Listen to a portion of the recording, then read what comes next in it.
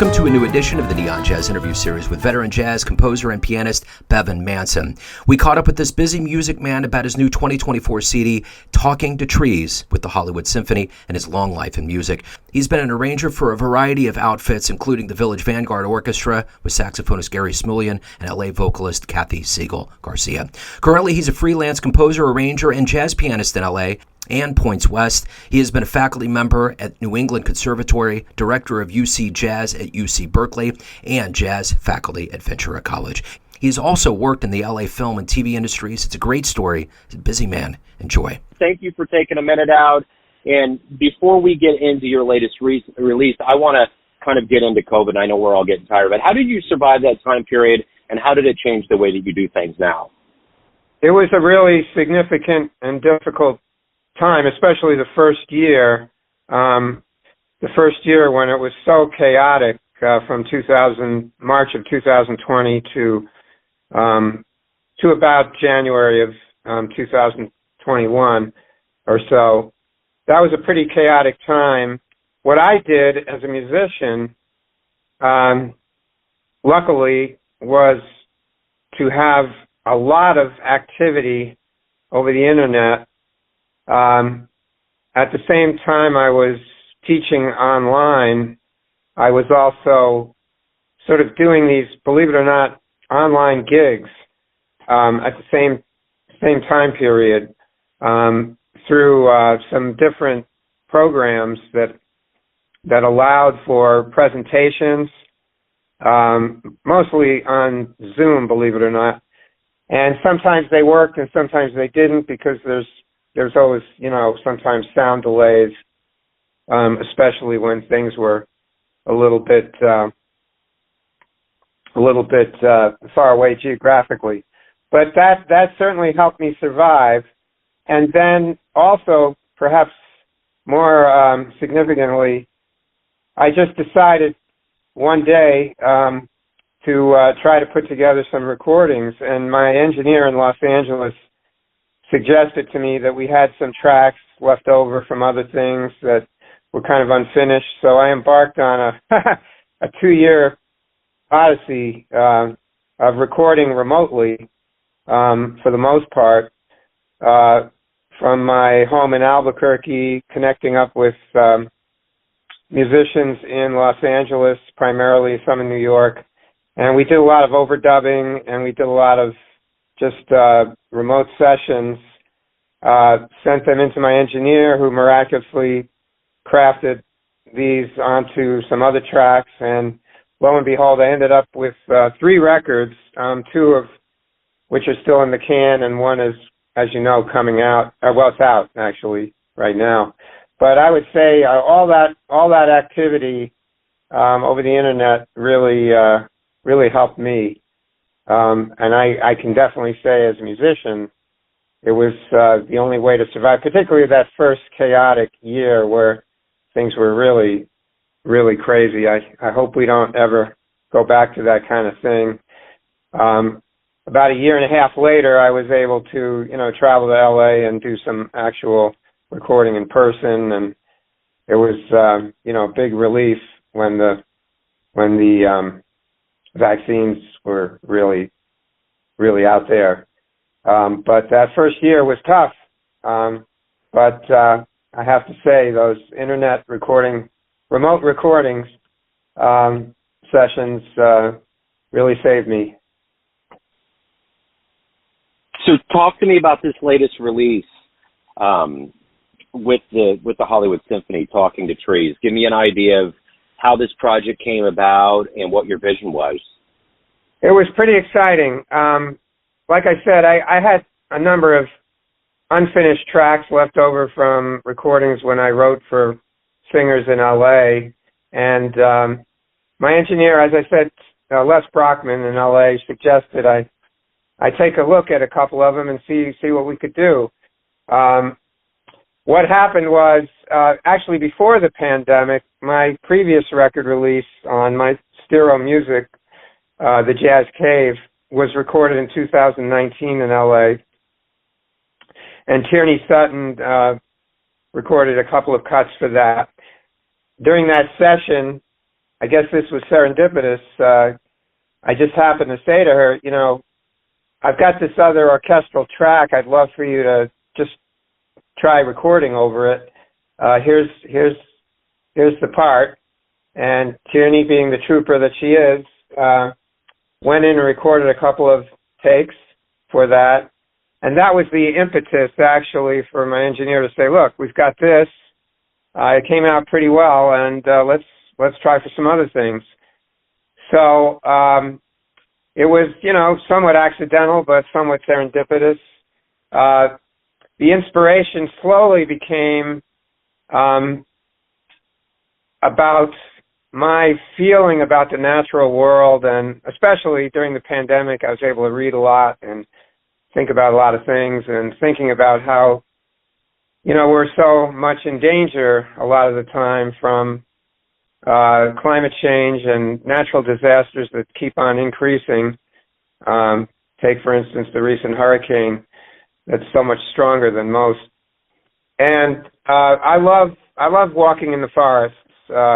Believe it or not, L.A. has a number of places where you can do that. And it's just a real regenerative thing. And, the bottom line is we can't breathe without trees. They supply the oxygen that we breathe, so we got to have them anyway. But it's a beautiful thing to walk amongst them. And there was one place, I think it was in the Santa Monica Mountains, I was walking one day, and I thought it was so beautiful, I thought I'd like to just have a whole album just on this topic of trees. Well, how do you do that?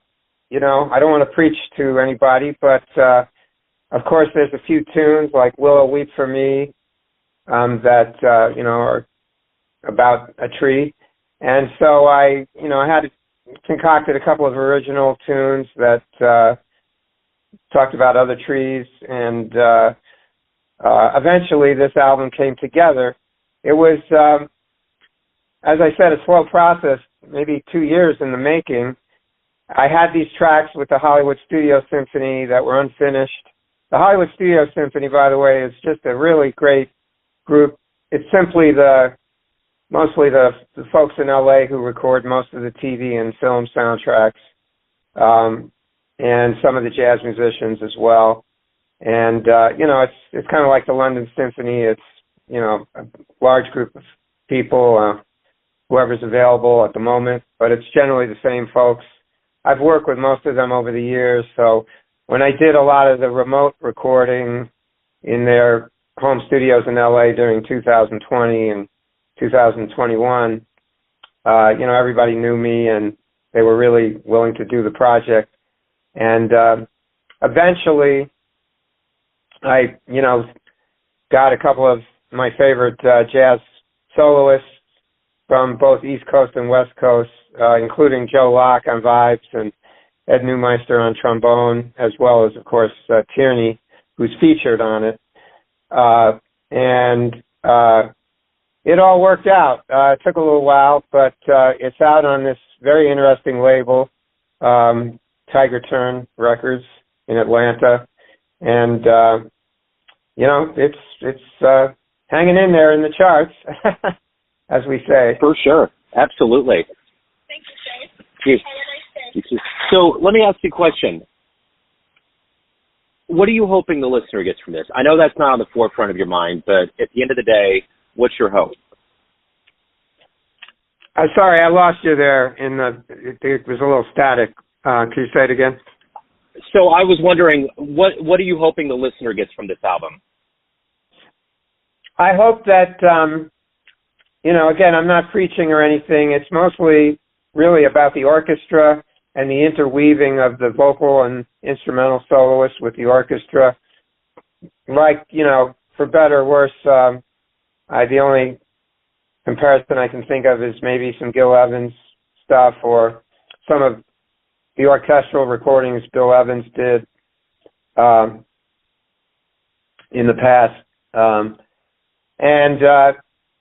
So I hope they just get the beauty of the sound, because the orchestra sounds so great. The instrumentation is very different on each cut, but the overriding theme, again, is that of trees. So I hope they just get the beauty of the sound, the glory of Tierney's vocals and the jazz solos, and maybe a little thinking about how beautiful trees are and how some of them are in danger and how that that affects us, and maybe you can plant a tree. I just met a plant scientist in L.A. who told me that technically for every house with, say, a 3-person or 4-person family, you need to have 2 trees for sure there to give them the oxygen that they need.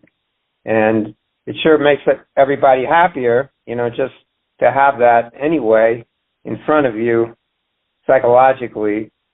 But also you need the oxygen too. So there you go. So I hope they'll think about that a little bit. And but again, I hope they enjoy the beauty of the sound. So at the end of the day, what do you like the best about being a professional musician? What gets you up every day? Well, I've been doing this for about 45 years or so. And, I don't know how to do anything else. I think a lot of musicians feel that way.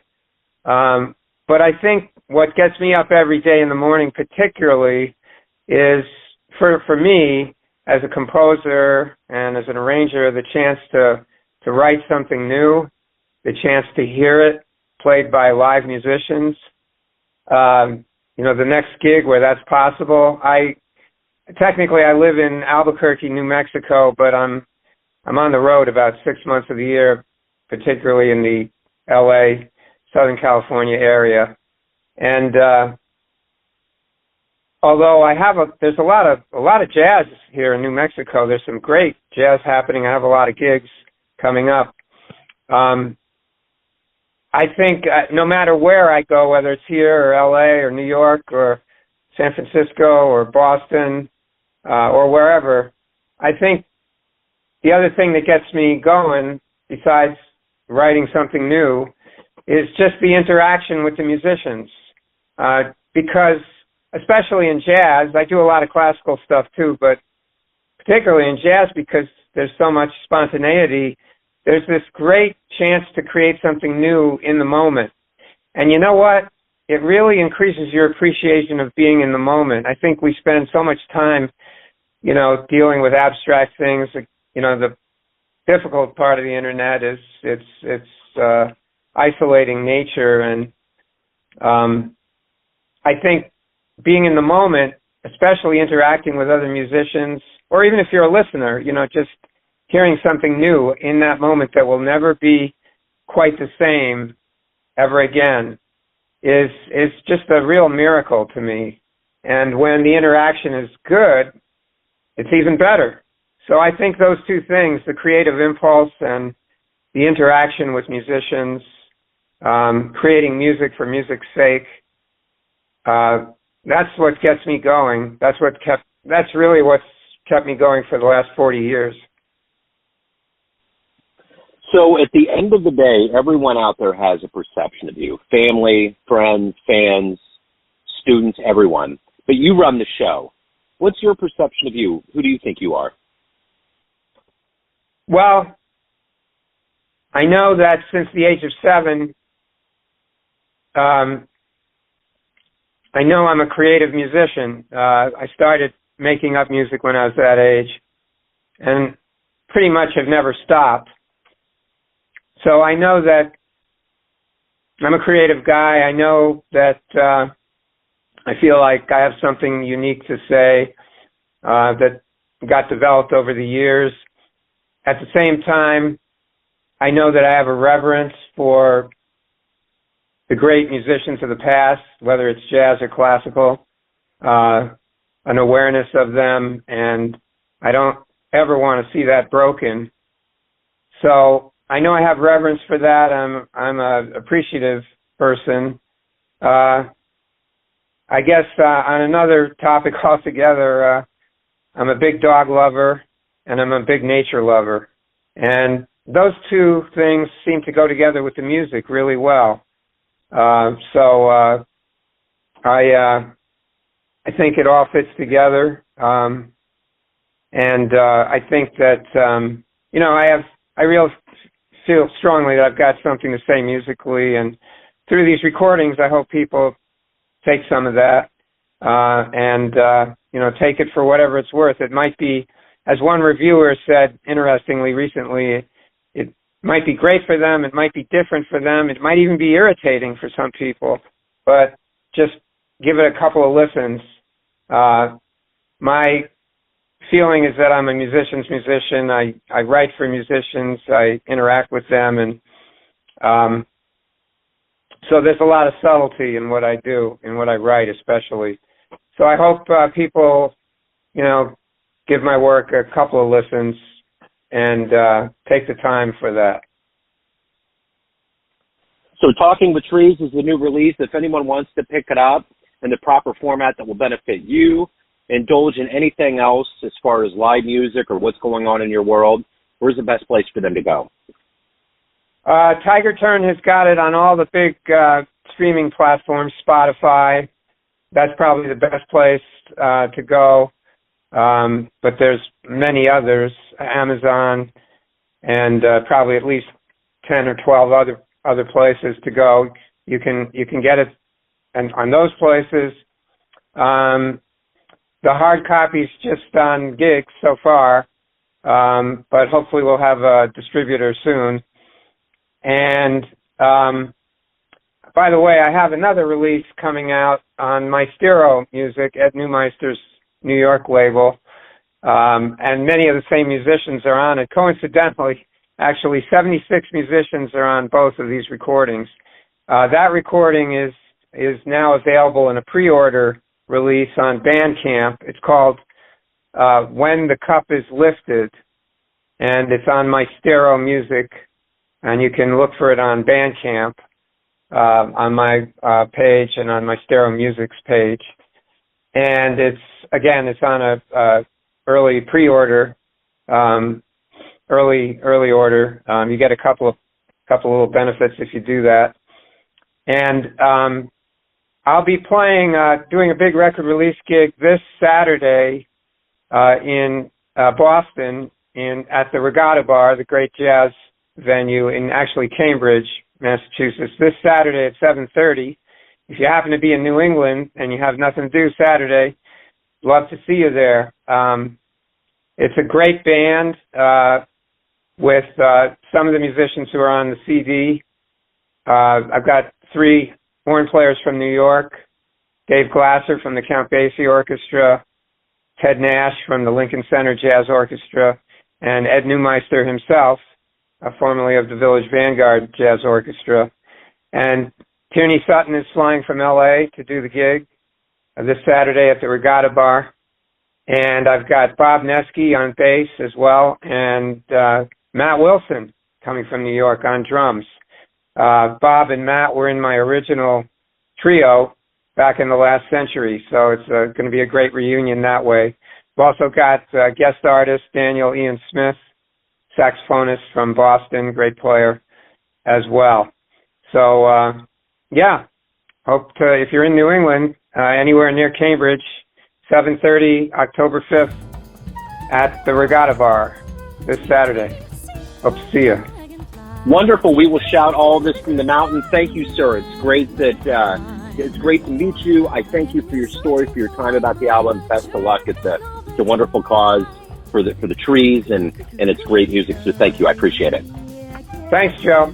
Hope to talk to you in the future. Thanks for listening and tuning into another Neon Jazz interview, where we give you a bit of insight into the finest players and minds in LA, New York City, Kansas City, and spots all over the world, giving fans all that jazz. And thanks to Bevan for his time, story, and cool. If you want to hear more Neon Jazz interviews, you can find us on Spotify and Apple Podcasts. Subscribe to us at YouTube, and for everything Neon Jazz, go to theneonjazz.blogspot.com. Until next time, enjoy the jazz, my friends.